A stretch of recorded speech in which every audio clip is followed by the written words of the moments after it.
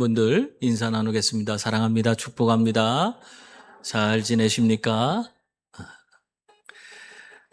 신앙생활을 오래 하다 보면 마음이 참 힘들 때가 있어요. 왜냐하면 아유, 저 사람은 별로 열심히 하는 것 같지 않은데 그 사람은 다 잘 되는 것 같고 모든 것이 다 형통하는 것 같은데 나는 죽도록 충성하고 정말 애를 쓰면서 뭐든지 하나하나 하나님 앞에서 부끄럽지 않게 살려고 정말 최선을 다하는데 그런데 내 마음은 행복하지 않고 점점 오히려 메말라가는 그런 때가 있어요.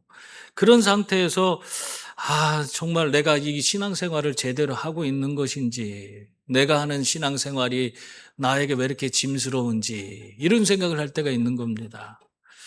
여러분, 오늘 본문에도 이런 자기의 신앙생활에 대해서 뭔가 의문이 들어있는 그런 생각을 갖고 있는 그런 사람들이 등장하고 있어요. 그게 바로 누구냐? 세례 요한의 제자들입니다. 이 사람들은 아주 경건한 사람이에요. 세례 요한처럼 금식하고 절제하고 최선을 다해서 하나님 앞에 부끄럽지 않게 하기 위해서 날마다 회개하고 그렇게 죄하고는 정말 거리가 멀도록 그렇게 살기 위해서 몸부림치는 그런 사람들이었습니다. 그런데 자기들은 그렇게 금식하며 날마다 회개하며 그렇게 지내는데 예수님의 제자들은 그런 모습이 보이지 않아요. 예수님의 제자들은 어떻게 합니까? 예수님과 함께 돌아다니면서 먹고 마시고 그냥 떠들고 웃고 즐겁게 그렇게 생활하는 것입니다. 그 모습이 도무지 이해가 되지 않는 거예요. 그래서 이 세례 요한의 제자들이 예수님께 나와서 진지하게 질문을 합니다. 14절 말씀 보세요. 거기 보면은 뭐라고 되어 있냐면 우리와 바리새인들은 금식하는데 어찌하여 당신의 제자들은 금식하지 아니하나이까? 그렇게 질문을 하고 있습니다.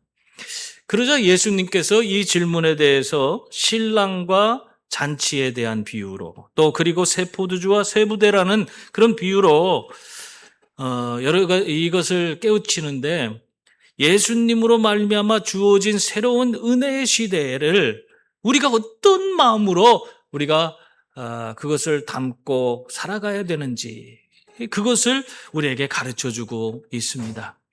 그래서 우리는 이 말씀대로 정말 우리가 이 땅에 살면서 주님 안에서 힘들고 어려운 신앙생활이 아니라 주님과 함께함으로 말미암아 주님이 주시는 새 것을 새 부대에 담고 살아가는 그런 성도들이 될 수 있기를 바랍니다.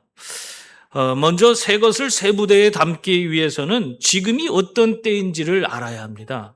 14절 말씀 보면 다시 한번 보겠습니다. 우리 한번 같이 읽어볼까요? 그때에 요한의 제자들이 예수께 나와 이르되 우리와 바리새인들은 금식하는데 어찌하여 당신의 제자들은 금식하지 아니하나이까?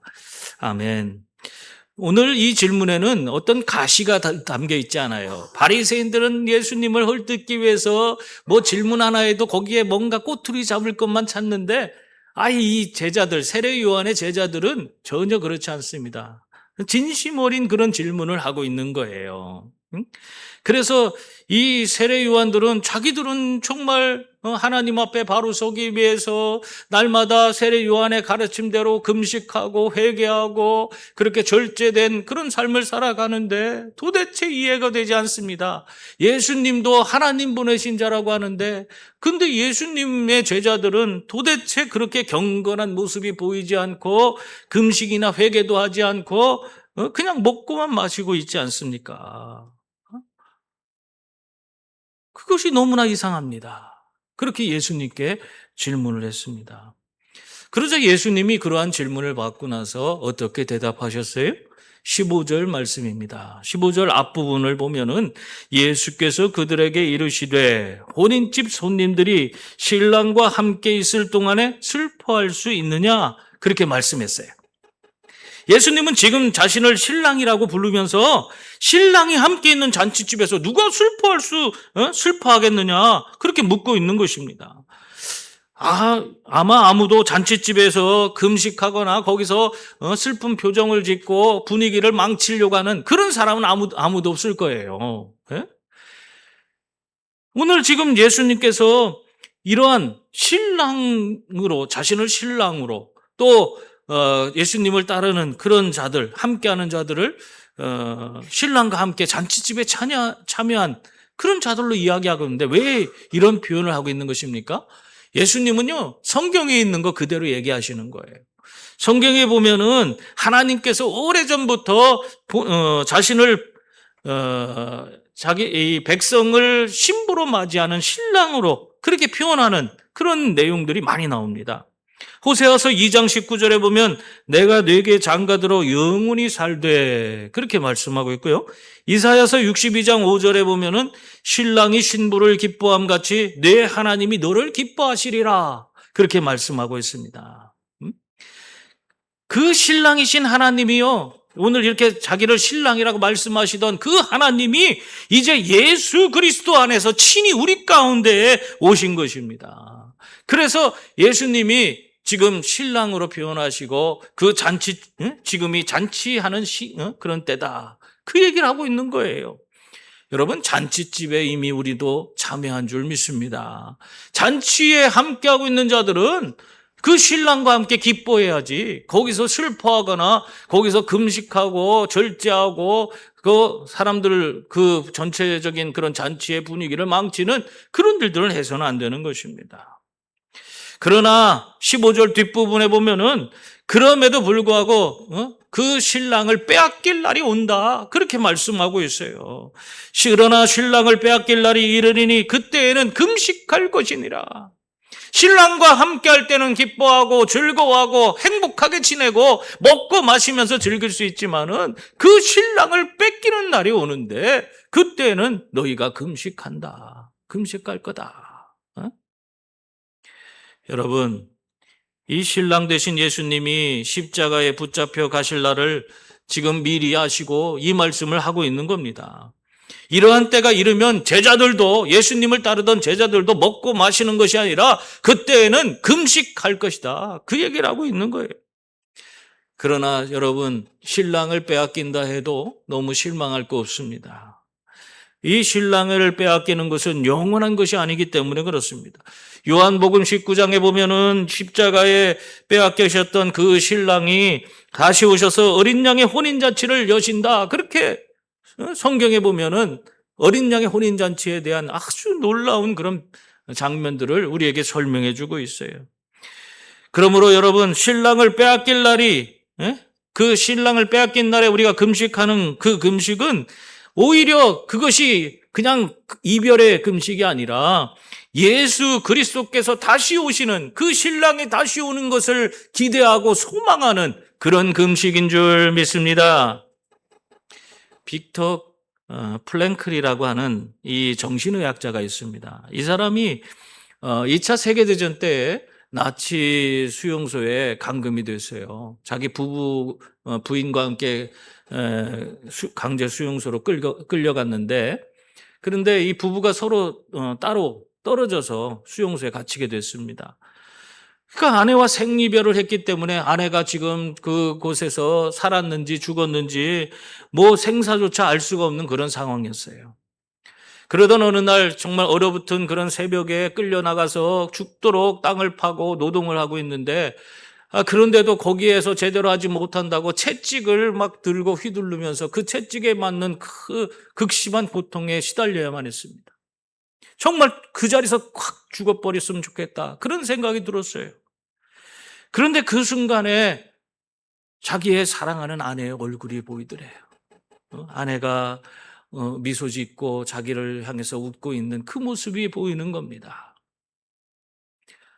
이분이 그것 때문에 그 모든 고통을 참고 이겨낼 수 있었다고 합니다. 훗날에 그때 그 장면을 회상하면서 이 빅터 플랭큰 박사가 아내의 모습이, 그때 내가 상상 속에 그 아내를 이렇게 생각했을 때에 그 아내의 모습이 떠오르는 태양보다 더 아름다웠다, 그렇게 이야기를 했습니다. 여러분, 그러면서 이 빅터 프랭클이 깨닫게 된 것이 죽음의 수용소 한복판에서도 사람을 살릴 수 있는 것은 사랑이다 하는 것을 깨닫게 되었다. 그렇게 고백을 합니다. 눈앞에 아내가 없어도 심지어 그 아내가 살았는지 죽었는지 그 생사조차도 모르는 그런 상황 가운데서도 그 아내의 사랑이 그에게 있었기 때문에 그는 흔들리지 않고 그 어려움과 고난을 이겨낼 수 있었다. 그 말을 하고 있는 것입니다. 사랑하는 성도님들, 사람의 사랑도 이러합니다. 그런데 하물며 신랑 되신 우리 예수 그리스도의 사랑은 어떠하겠습니까? 지금 우리 눈에 주님이 당장 눈에 보이지 않습니다. 십자가에 빼앗겼던 그 신랑은 지금 우리 곁에 계시지 않아요. 그러나 예수 그리스도께서 우리에게 베풀어 준 그 놀라운 사랑은 아무리 우리가 생사의 고비를 넘기는 그 순간에 있다 할지라도 그것은 영원히 변치 않습니다. 그것은 결코 우리를 그 사랑에서 끊을 수 없는 그런 사랑인 줄 믿습니다. 그래서 우리는 보이지 않는 그 신랑을 사모하면서 다시 오실 그날에 대해서 그 혼인잔치를 기다리는 그런 성도가 되어야 하는 줄 믿습니다. 그러므로 우리는 그 예수님을 기다리면서 얼굴 찌푸리고 억지로 신앙생활하는 그런 자들이 되어서는 안 되는 것입니다. 우리의 신앙생활은 언제나 신랑 되신 그 예수 그리스도를 기대하고 그분과 함께 매일매일 기쁨과 감격 속에 살아가는 그런 신앙생활이 되어야 하는 줄 믿습니다. 그래서 매일 예수 그리스도의 그 넘치는 사랑 가운데에서 우리에게 주어진 모든 것을 기쁨으로 감당하는 우리 모든 성도들이 되어야 하는 줄 믿습니다. 우리는 바로 그 예수님을 기다려야 하는 그런 때에 우리는 살고 있습니다. 또한 새 것을 담기 위해서는 새 그릇을 준비해야 합니다. 16절 말씀 보세요. 거기 보면 생배 조각을 낡은 옷에 붙이는 자가 없나니 이는 기운 것이 그 못을 당겨 헤어짐이 더하게 되미요. 또 17절 앞부분에 보면은 새 포도주를 낡은 가죽 부대에 넣지 아니하나니 그렇게 하면 부대가 터져 포도주도 쏟아지고 부대도 버리게 됨이라. 그렇게 말씀하셨습니다. 여러분, 예수님이 가지고 오신 이 은혜의 복음은 새 포도주입니다. 그걸 새 포도주로 그렇게 표현하고 있는 거예요. 그런데 이 새 포도주를 어디에 담느냐? 이것이 중요한 거예요. 이것이 정말 대단히 중요합니다. 낡은 부대에 담느냐, 그렇지 않고 새 부대에 담느냐, 이거에 따라서 모든 상황과 환경이 완전히 달라지는 거예요. 요한의 제자들과 바리새인은 이미 그들에게는 낡은 그런 가죽 부대가 있었어요. 오래 굳어진 그런 틀이 있었던 것입니다. 그래서 그들은 정해진 날에 금식하고 하는 그 규정을 지키면서 하나님 앞에 자신들의 의의를 드러내고 인정받으려고 애를 쓰며 사는 그런 모습을 보이는 사람들입니다. 그러나 예수님은 지금 그러한 낡은 그런 부대에는 주님이 주시는 새 포도주를 억지로 밀어 넣어서는 안 된다고 말씀하고 있는 거예요. 그렇다고 해서 예수님께서 옛날 것은 다 옛 가족 부대는 다 나쁜 것이다. 옛날 것은 옛날 규칙은 다 나쁜 것이다. 그렇게 말씀하고 있는 것이 아니에요. 예수님이 문제 삼으신 이 낡은 부대라는 것은 율법의 문제가 아니라 은혜를 담지 못하도록 이미 굳어버린 우리의 마음을 가리키고 있는 것입니다. 내 행위로 하나님 앞에 내가 의로운 자가로 서겠다 하는 그런 내 스스로가 그렇게 그런 생각을 가지고 살아가는 그런 모습, 내 형식적인 그런 신앙의 태도, 이런 것을 얘기하고 있는 거예요. 이것이 바로 어떻게 보면은 우리가 새 포도주를 온전히 담지 못하고 터져버리는 낡은 부대가 되는 것입니다. 그러므로 여러분의 마음을 이 새 은혜를 담을 만한 새 마음으로 바꾸고 변화될 수 있기를 바랍니다. 존 웨슬리 목사님은 당대의 누구보다 규칙을 철저히 지킨 그런 분으로 유명합니다. 이 사람의 별명이 뭐예요? 이 옥스퍼드 다니면서 이 사람이 하도 규칙을 잘 지켜서 자기가 짜놓은 대로 모든 거 그냥 정확한 시간에 기도하고 또 금식하고 또 구제하고 성찬도 하고 모든 것들을 계획대로 하는 거예요. 계획대로. 계획이 없는 걸 하지 않습니다. 얼마나 규칙을 잘 지켰던지 그 보는 사람들이 저놈은 규칙쟁이다. 그래갖고는 메도디스트라 그렇게 불렀어요. 예? 그게 규칙주의자라는 뜻이에요. 감리교 이름입니다. 메도디스트 처치가 감리교예요. 감리교. 응? 그런 규칙을 얼마나 중요시했는지 말이에요. 그렇게 해야지 하나님 앞에 자기가 의롭게 설 수 있다. 그렇게 믿었기 때문에 그렇게 행동을 했어요. 뿐만 아니라 이 열심도 하나님 앞에 열심도 얼마나 많았는지 몰라요. 이 웨슬리 목사님이 미국까지 가서 내가 인디언들에게 하나님의 복음을 전하리라. 그렇게 해갖고는 미국에 건너가서 정말 주와 복음을 위해서 최선을 다해서 거기서 선교 사역을 감당했습니다. 그러나 뭐 큰 성과는 거두지 못하고 돌아왔어요. 이렇게 모든 일에 열심을 내갖고 그냥 최선을 다하던, 그래서 정말 하나님 앞에 자기가 부끄럽지 않게 서려고 애를 쓰던 이 웨슬레 목사님이 정작 자기 마음에는 구원의 확신이 없었던 겁니다. 그렇게 열심히 최선을 다해서 모든 걸 행하고 그렇게 규칙을 지키면서 살았는데, 그런데도 불구하고 그 마음에는 구원의 확신이 없었어요. 그래갖고 미국에서 돌아오면서 그 뱃길에 이런 얘기를 했습니다. 나는 인디언을 개종하러 갔다. 그런데 누가 나를 개종시킬 것인가 하면서 탄식했다고 합니다. 여러분, 이러한 모습이 바로 낡은 부대의 한계입니다. 규칙을 아무리 잘 지켜도 그 규칙과 선행으로 하나님 앞에 제대로 설 수가 없는 것입니다. 그런데 어느 날 이 웨슬레 목사님이, 존 웨슬레 목사님이 그냥 모라비아 교도들 그 모임에 마지못해서 참석하게 됐는데, 그 모임에서 루터가 쓴 로마서 서문을 읽었어요. 그것을 읽는 소리를 듣고 있다가 그의 마음이 이상하게 뜨거워지는 그런 체험을 하게 돼요. 성령께서 존 웨슬레 목사님에게 강하게 임재하신 거예요. 그 경험 이후에 이 존 웨슬레 목사님이 그 일기에 이렇게 기록해놨습니다. 나는 구원을 위하여 그리스도를, 오직 그리스도만을 신뢰해야 함을 느꼈다. 자기가 구원을 위해서 열심히 애를 쓰고 규칙을 지키고 노력하는 그 모든 것이 아무것도 아니고, 내 구원을 위해서 내가 할 수 있는 것은 예수님을 더 신뢰하는 것, 예수님을 믿는 것, 그것만이 나를 구원할 수 있다는 것을 느꼈다. 그 얘기를 하고 있는 거예요. 여러분, 이 일 이후에 웨슬리 목사님은 더 이상 자신이 구원을 위해 애를 쓰고 지켜왔던 규율과 선행이라는 그 낡은 부대를 내려놓고 오직 은혜라는 이 새 포도주를 받아들이는 그런 놀라운 은혜가 그 삶에 주어졌다고 합니다. 성도님들, 우리가 아무리 종교적인 행위를 열심히 한다고 해도 그것으로 구원을 얻을 수 없는 줄 믿습니다. 에베소서 2장 8절 9절 말씀에 보면 너희는 그 은혜에 의하여 믿음으로 말미암아 구원을 받았으니 이것이 너희에게서 난 것이 아니요 하나님의 선물이라. 행위에서 난 것이 아니니 이는 누구든지 자랑하지 못하게 함이라. 그렇게 말씀했습니다. 여러분, 구원은 끝까지 하나님의 은혜인 줄 믿습니다. 은혜라는 그 새 포도주는 내 행위를 자랑하는 낡은 그런 가족 부대로는 담을 수가 없습니다. 그러므로 우리 안에 굳어버린 낡은 그런 가족 부대가 아직도 남아있다면 그것을 주님 앞에 내려놓고 정말 주님이 주시는 새 부대를 준비하시는 그런 성도들이 다 될 수 있기를 바랍니다. 그리고 또한 새 것은 새 부대에 담아야 둘 다 보존될 수 있는 것입니다.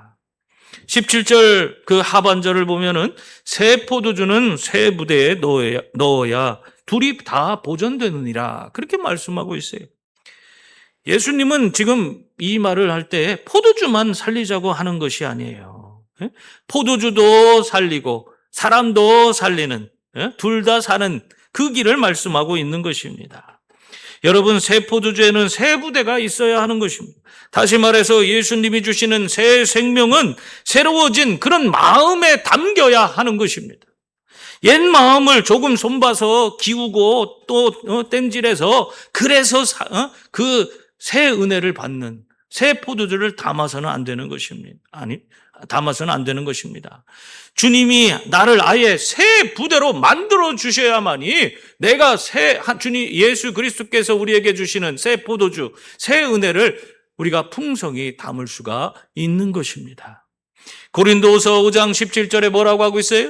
그런즉 누구든지 그리스도 안에 있으면 새로운 피조물이라 이전 것은 지나갔으니 보라 새 것이 되었도다. 분명히 말씀하고 있어요.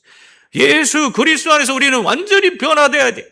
완전히 새로운 존재로, 새로운 그런 그릇으로 우리가 바뀌어야 하는 줄 믿습니다. 예수님이 바로 우리를 이렇게 새 부대로 지어주시는 분이에요. 그분 안에서 우리 마음을 새롭게 해야 돼. 그분이 나를 주관하도록 철저하게 내 지극히 작은 부분부터 내 전 영역에 이르기까지 예수님이 주도적으로 내 삶을 이끌어 가시도록 내 모든 마음을 새롭게 하도록 그렇게 만드셔야 합니다. 그래야지 우리가 새 포도주를 담을 수 있어요. 주님이 주시는 은혜를 담을 수가 있어요. 세뮤얼 브랭글이라고 하는 그런 사람이 있어요. 이분은 아주 좋은 대학을 나오고 또 신학교도 좋은 신학교를 졸업했습니다. 그래서 이 사람은 그때 당시에 정말 앞날이 촉망받는 그런 아주 훌륭한 설교자였습니다. 그래서 그 많은 교회들이 그를 청빙하려고 애를 썼어요. 근데도 그곳에 가지 않았습니다. 본인의 생각은 자기는 더 크고 더 그런 위대한 그런 설교자가 되어야 한다. 그래서 여러 가지 그 야망을 품고 여러 가지 이것저것 생각을 하고 있었기 때문에 아무데나 그런 청빙에 응하지 않았던 것입니다. 그런데 1885년 어느 날 아침에 산책하는 길에 예수님의 말씀을 묵상하는데 이 예수님 말씀이 그 마음에 확 부딪혀오면서 그때에 놀라운 성령의 임재 체험을 하게 됐어요. 그래서 그런 경험을 통해서 정말 하나님의 사랑이 자기에게 압도적으로 자기에게 넘쳐 흘러나가는 것을 그가 느끼게 됐습니다. 그 이후로 이 세뮤얼 브랭글은 자기 중심적인 야망이 다 이때에 이 순간에 무너졌다. 그리고 하나님과 모든 피조물에 대한 순수하고 조건 없는 사랑이 마음에 가득하게 되었다. 이렇게 고백하고 있습니다. 세뮤얼 브랭글이 완전히 성령의 임재를 경험하면서 완전히 새 사람이 된 것입니다. 그러자 이 브랭글은 자신이 그동안 추구하던 모든 것이 다 인간적이란 것을 깨닫게 됐어요. 그 이후 그는 큰 교회, 청빙 그런 모든 것들을 다 마다하고 그 시절 사람들이 다 우습게 보고 그렇게 가려고 하지 않는 그런 구세군에 그가 지원했습니다. 그런데 구세군을 세운 윌리엄 부스는 이 세뮤얼 브랭글이 학력도 높고 그러고 우수한 설교자잖아요. 그러니까 그렇게 훌륭한 사람이 이 구세군에 입대를 하니까 거기는 입대라고 그래요. 그러니까 이게 못마땅했어요. 저 사람 이게 왜 이런 데 오는가. 그래서 그 사람에게 여러 가지 일을 맡기지 않았습니다. 그에게 겨우 맡긴 것이 뭐냐? 거기에 있는 생도들, 훈련받는 훈련생들의 구두를 닦는 일을 이 브랭글에게 맡겼습니다. 여러분, 정말 이 사람은 세상적으로 보면 대단히 뛰어난 사람이에요. 그런데도 불구하고 그에게 주어진 것은 훈련병들의 구두를 닦는 일이었어요. 그때 세뮤얼이요, 남의 구두를 닦으면서 이렇게 기도했다고 합니다. 주님, 주께서 제자들의 발을 씻기셨으니 저는 주님의 제자들의 구두를 닦겠습니다. 그러면서 구두를 열심히 닦았다고 합니다. 그 마음이 새로워졌기 때문에 가능한 일이었습니다. 여러분, 이것이 새 부대의 모습이에요. 옛 자아를 조금 손보고 기워서 되는 그런 차원이 아닙니다. 주님이 그를 아예 새 사람으로 지어주신 것입니다. 세뮤얼 브랭글은 훗날 성결의 사도라 일컬어지면서 수많은 책과 또 수많은 제자들을 그렇게 가르치는 그런 훌륭한 그런 사역자가 될 수가 있었습니다. 여러분, 오늘 이 말씀이 바로 둘이 다 보존되느니라 한 그 산 증거라고 할 수 있습니다. 은혜라는 새 포도주가 들어오자 하나님이 그 사람 자체를 새 부대로 바꾸어 주셨습니다. 그래서 포도주도 살고 그 사람도 살게 그렇게 만들어 주신 것입니다. 그러므로 여러분, 주님 안에서 여러분 모두도 새 부대가 다 되셔서 주님이 부어주시는 새 은혜를 풍성히 그런 담을 수 있는 그런 저와 여러분이 다 될 수 있기를 바랍니다. 주님밖에 우리를 바꿀 수가 없어요. 주님께서 바꿔주셔서 우리에게 새 마음을 주시도록, 그래서 하나님이 주시는 그 새 은혜를 담을 수 있는 우리가 될 수 있도록 우리가 늘 기도하고 정말 주님 앞에 나아가는 성도들이 다 되시기 바랍니다. 사랑하는 성도님들, 새 포도주는 새 부대에 담아야 합니다. 예수님이 가지고 오신 은혜는 기워 쓰는 낡은 마음에 담을 수가 없습니다. 그러므로 우리는 새 은혜가 부어질 때 우리가 새 마음을 가지고 그것을 온전히 담는 그런 분들이 되어서 나도 살고 또 새 은혜가 정말 내 삶에서 온전히 역사하는 그 놀라운 은혜를 덧입을 수 있기를 바랍니다. 내 낡은 부대를 기워 쓰려고 애를 쓰지 마시고 내 인생을 철저하게 주님의 말씀 앞에 다 맡기고 나를 새롭게 해 주시리라 한 그 믿음으로 나아갈 수 있기를 바랍니다. 그래서 주님이 부어주시는 그 새 은혜를 내 변화된 새 마음으로 가득히 담아서 정말 날마다 풍성한 은혜와 복을 누리며 살아가는 우리 모두가 될 수 있기를 주님의 이름으로 축원합니다. 기도하겠습니다.